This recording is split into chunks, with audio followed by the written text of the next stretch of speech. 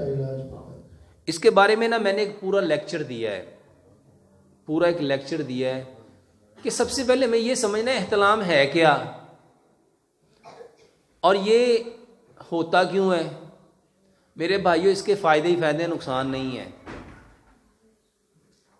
اس کو سمپل سمجھو، جب احتلام ہوگا تو ہم غسل کریں گے۔ اچھا ایڈی ٹھنڈ دے وچ غسل اونج کون کرے گا؟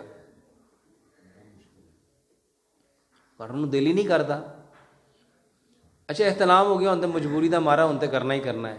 میرے بھائیوں احتلام جو ہے نا یہ کوئی بیماری نہیں ہے۔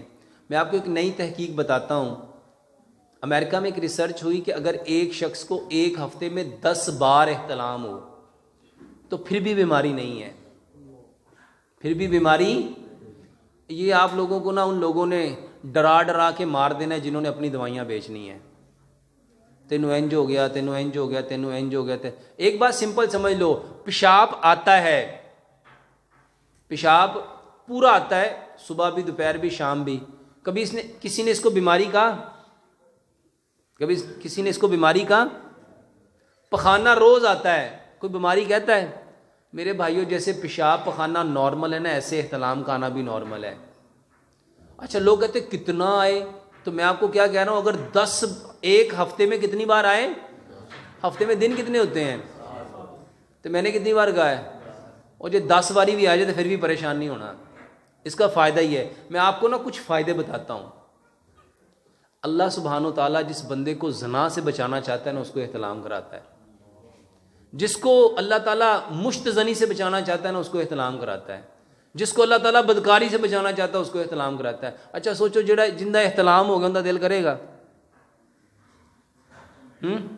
میرے بھائی اور میری بہنوں، یہ کام اپنے بچوں پہ اگر ہو تو اس کو پریشان نہیں ہونے دینا، اس کو تکلیف میں نہیں جانے دینا، اس کو حوصلہ دینا ہے کہ پتر کوئی گل نہیں۔